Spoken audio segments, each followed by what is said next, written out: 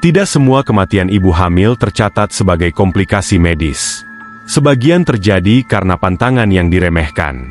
Dan karena makhluk yang tidak pernah ikhlas kehilangan anaknya. Cerita ini berasal dari sebuah desa kecil.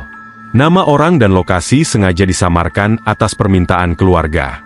Namun kejadian yang akan kamu dengar pernah benar-benar membuat satu rumah dikosongkan. Dan satu pasangan muda tidak pernah kembali utuh. Ini adalah kisah Bayu dan Sinta. Pasangan yang pulang ke kampung untuk melahirkan anak pertama mereka. Dan tanpa mereka sadari, kepulangan itu sudah lebih dulu ditunggu oleh seseorang yang mati sambil mengandung.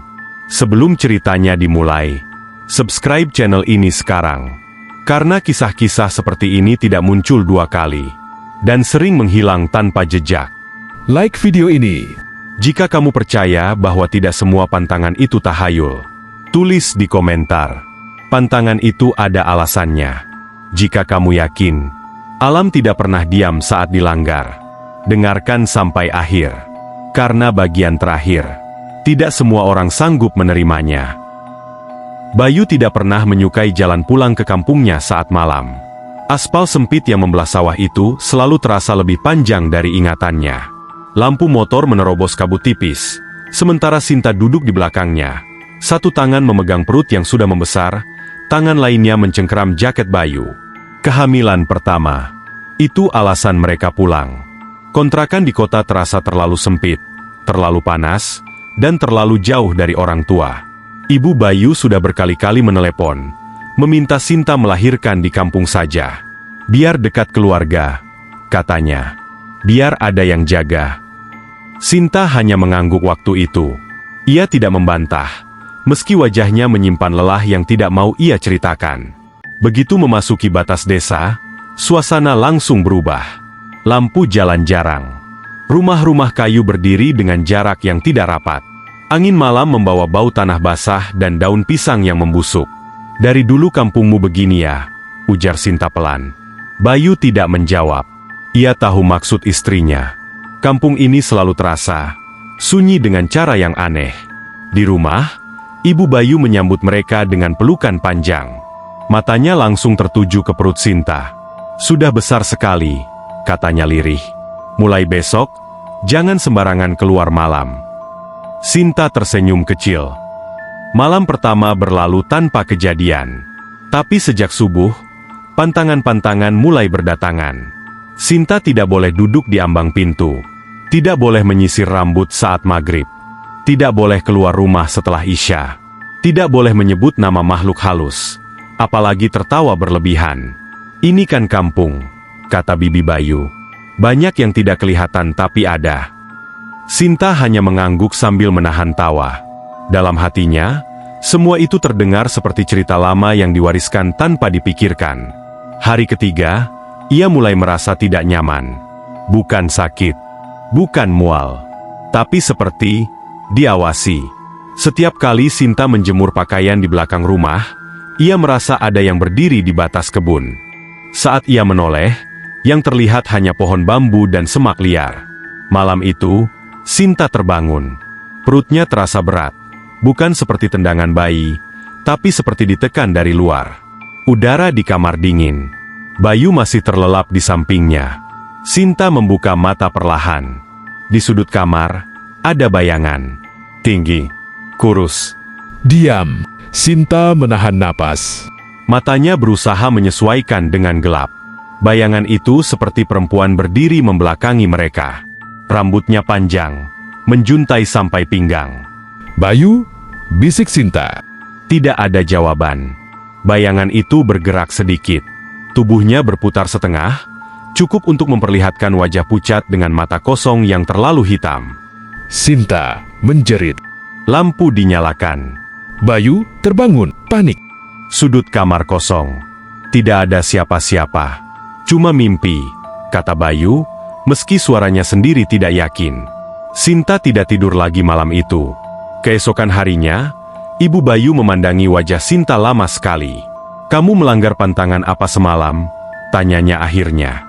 Sinta menghela napas. Aku cuma ke kamar mandi pas maghrib, Bu. Wajah Ibu Bayu berubah. Malam itu waktu paling tipis, katanya. Apalagi buat yang lagi mengandung. Sinta tersenyum hambar. Bu, itu cuma sugesti. Ibu Bayu tidak menjawab. Ia hanya menatap perut Sinta dengan sorot yang tidak disukai Sinta. Malam berikutnya, teror itu kembali. Kali ini bukan bayangan. Sinta mendengar suara. Suara perempuan tertawa pelan dari arah belakang rumah. Suaranya tipis, serak, seperti tertahan di tenggorokan. Tawa itu bercampur dengan suara angin dan dedaunan. Sinta berdiri di dekat jendela. Hatinya berdebar, tapi rasa penasaran lebih kuat. Saat ia mengintip keluar, ia melihat sosok itu. Perempuan berbaju putih berdiri di bawah pohon pisang. Rambutnya panjang. Tubuhnya menghadap ke arah rumah. Dan punggungnya berlubang. Lubang besar, gelap, menganga. Seperti tubuh yang dilubangi dari dalam. Sinta mundur sambil menutup mulutnya agar tidak berteriak. Dari lubang itu, terdengar suara nafas. Berat, dalam. Seolah berasal dari rongga kosong. Suara itu berbisik. Bau, darah baru. Sinta jatuh terduduk. Tangannya gemetar. Perutnya berkontraksi pelan. Ketika Bayu terbangun karena suara benda jatuh, sosok itu sudah tidak ada. Sejak malam itu, Sinta tidak pernah benar-benar sendiri. Ia mulai mencium bau anyir saat sore, mendengar langkah kaki di atap saat hujan, melihat bayangan lewat di cermin tanpa refleksi. Dan setiap kali ia menyentuh perutnya, ia merasa ada yang ikut menyentuh dari luar. Sesuatu yang menunggu, sesuatu yang tahu bahwa Sinta tidak percaya pantangan. Dan makhluk itu suka pada orang-orang yang merasa paling aman. Sejak malam itu, Sinta tidak lagi tidur dengan lampu mati. Bayu sempat protes, tapi tidak lama. Ia melihat sendiri bagaimana istrinya terbangun dengan tubuh basah oleh keringat, nafas terengah, dan tangan yang refleks memeluk perutnya seolah melindungi sesuatu dari serangan yang tidak terlihat.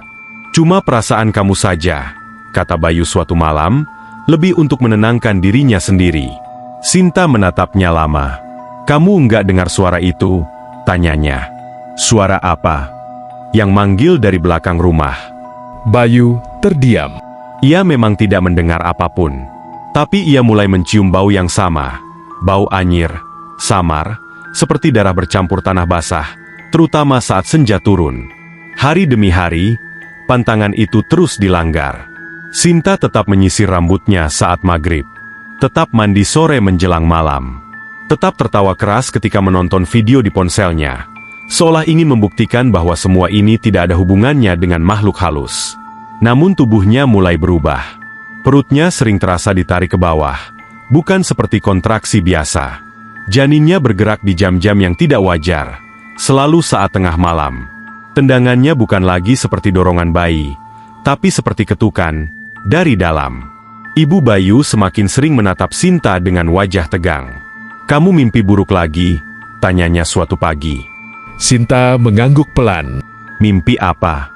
Sinta ragu. Lalu berkata, ada perempuan duduk di samping tempat tidurku. Dia pegang perutku sambil bilang, ini milikku.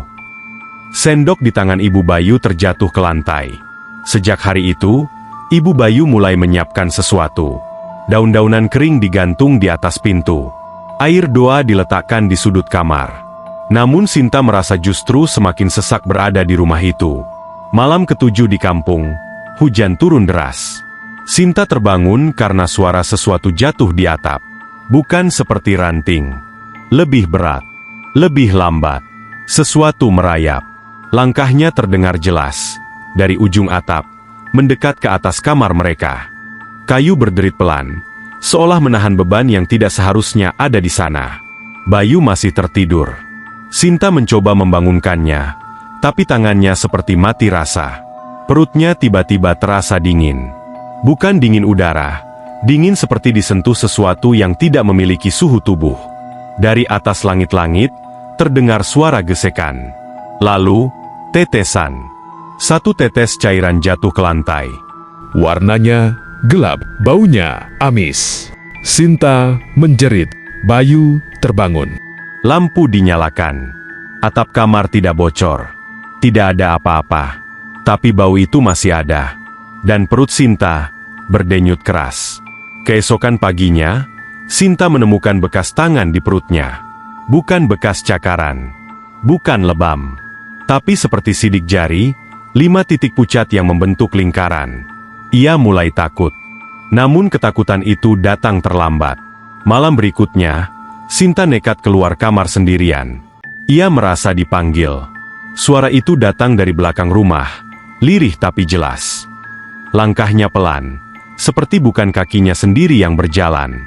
Bayu tertidur lelap, seolah dibuat tidak sadar. Di bawah pohon pisang itu, sosok tersebut berdiri menunggunya. Sundel bolong. Kini wajahnya terlihat jelas. Matanya cekung. Bibirnya hitam kebiruan. Rambutnya basah, menempel di kulit. Dan lubang di punggungnya berdenyut. "Aku dulu juga seperti kamu," kata makhluk itu, suaranya seperti keluar dari dalam sumur. "Hamil, ditinggal, mati sendirian." Sinta mundur. Tangannya gemetar memegangi perut. "Pergi," bisiknya. Sundel bolong tersenyum. Senyum yang terlalu lebar. "Anakmu masih hangat," katanya. "Masih bersih." Tiba-tiba perut Sinta berkontraksi hebat. Ia jatuh berlutut. Tanah di bawahnya terasa basah. Dari lubang punggung makhluk itu, terdengar tangisan bayi. Bukan dari perut Sinta. Dari dalam tubuh sundel bolong itu sendiri. Bayu menemukan Sinta pingsan di belakang rumah. Tubuhnya dingin, bajunya basah oleh tanah dan air hujan. Sejak malam itu, kehamilan Sinta memasuki fase yang berbeda. Janin di dalam perutnya tidak lagi bergerak seperti bayi biasa. Ia bergerak, seperti sesuatu yang sedang belajar keluar. Sejak Sinta ditemukan pingsan di belakang rumah, kampung tidak lagi sama. Orang-orang mulai berbisik. Pintu-pintu ditutup lebih cepat dari biasanya. Anjing-anjing kampung melolong menjelang maghrib, bukan ke arah hutan, tapi ke arah rumah Bayu. Sinta terbangun 2 hari kemudian. Tubuhnya lemah. Matanya cekung, wajahnya pucat seperti habis kehilangan banyak darah, padahal tidak ada luka. Bayu duduk di sampingnya hampir tanpa tidur. Setiap kali Sinta membuka mata, ia menatap langit-langit dengan ekspresi kosong, seolah mendengarkan sesuatu yang tidak bisa didengar orang lain. Bayu, suaranya serak. "Kalau aku mati, anak ini jangan dibiarkan sendiri." Bayu menelan ludah. "Kamu enggak akan mati." Sinta tersenyum tipis. Dia bilang, "Waktuku sebentar lagi." Bayu membeku. "Siapa?" Sinta tidak menjawab. Tangannya bergerak ke perut. Bayu mengikuti arah pandangnya, dan untuk pertama kalinya, ia melihatnya. Perut itu bergerak tidak wajar. Bukan tendangan. Bukan gelombang kecil. Seperti ada sesuatu yang menekan dari dalam, bergeser pelan, seolah mencari jalan keluar. Bayu mundur 1 langkah. Ibu Bayu akhirnya memanggil seseorang. Seorang lelaki tua datang sore itu.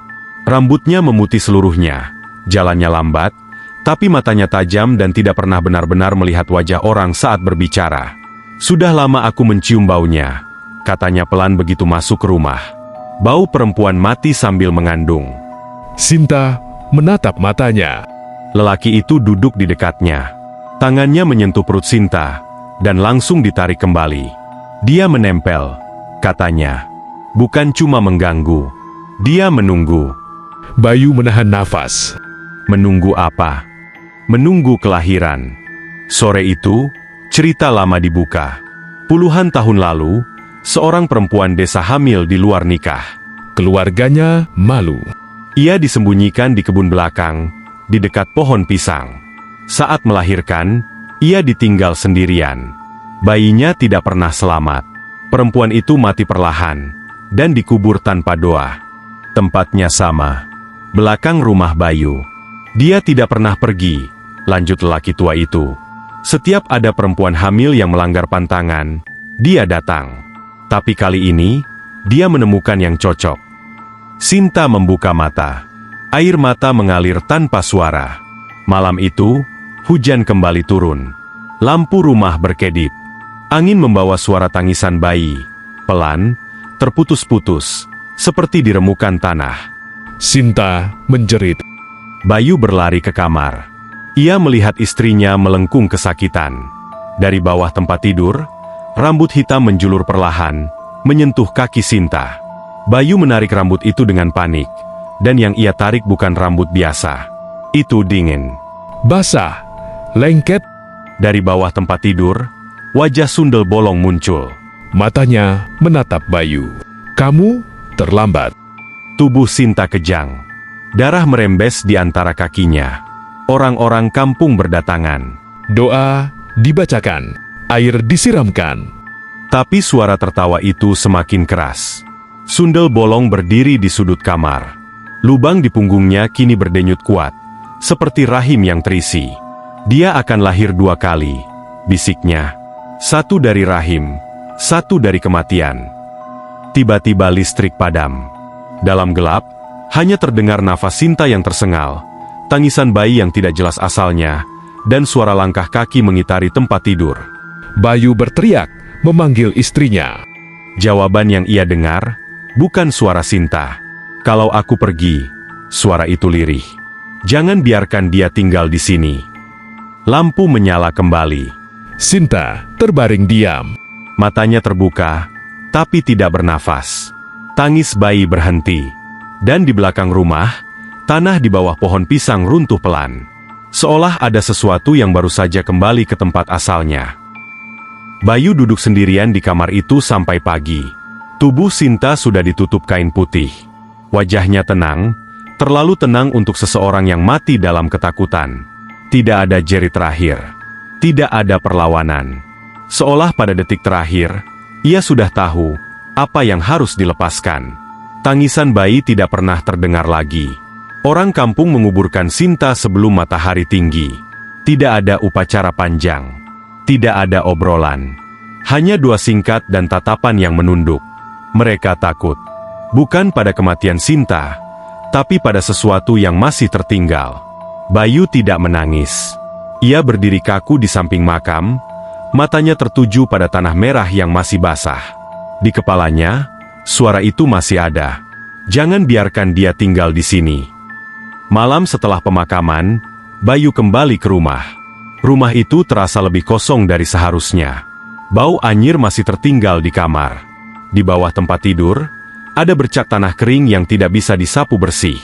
Bayu duduk di ranjang. Tangannya gemetar. Ia menatap perut kosong Sinta di ingatannya, lalu menunduk. Saat itulah ia mendengar suara itu. Tanggisan. Bukan dari kamar. Bukan dari luar rumah. Dari belakang. Bayu berdiri perlahan. Langkahnya membawanya ke halaman belakang, ke arah pohon pisang itu. Tanah di sana sudah ditimbun kembali. Tapi di tengahnya, ada retakan kecil. Tangisan itu berasal dari bawah tanah. Bayu jatuh berlutut. Nafasnya tersengal. Tangannya menggali tanah dengan panik. Tanah itu lembab, mudah digali, seolah memang menunggu dibuka. Tidak lama kemudian, tangannya menyentuh sesuatu. Ia menariknya keluar. Sebuah bayi. Masih merah. Masih basah. Tidak menangis lagi. Matanya tertutup. Bayu memeluk tubuh kecil itu. Dadanya bergetar. Air matanya akhirnya jatuh. Maaf, bisiknya. Angin berhembus kencang. Dari belakang Bayu, terdengar suara langkah kaki. Ia tidak menoleh. Ia sudah tahu. Aku sudah mengandungnya terlalu lama. Suara itu terdengar dekat sekali. Sekarang giliranmu. Bayu berdiri. Menggendong bayi itu erat-erat. Sundel Bolong berdiri di bawah pohon pisang. Wajahnya kini tidak lagi rusak. Cantik, tapi kosong. Lubang di punggungnya perlahan menutup. Ini anak kami, katanya. Bayu menggeleng. Ini anakku. Makhluk itu tersenyum. Kau tidak bisa membesarkannya. Bayu menatap bayi di pelukannya. Untuk sesaat, ia melihat sesuatu yang membuat tubuhnya dingin. Bayi itu tidak bernafas. Kulitnya dingin. Dan di punggung kecilnya, ada bekas lingkaran gelap. Lubang yang belum terbuka, tapi akan. Bayu mengerti. Ia mengubur bayi itu di samping makam Sinta. Ia membaca doa dengan suara pecah. Tanah kembali diratakan. Tidak ada tangisan. Tidak ada jeritan. Hanya angin malam yang berputar pelan. Sundel bolong berdiri di kejauhan. Kali ini, ia tidak mengikuti. Pagi harinya, Bayu pergi. Ia meninggalkan kampung tanpa menoleh lagi. Rumah itu dikosongkan. Tidak ada yang berani menempatinya.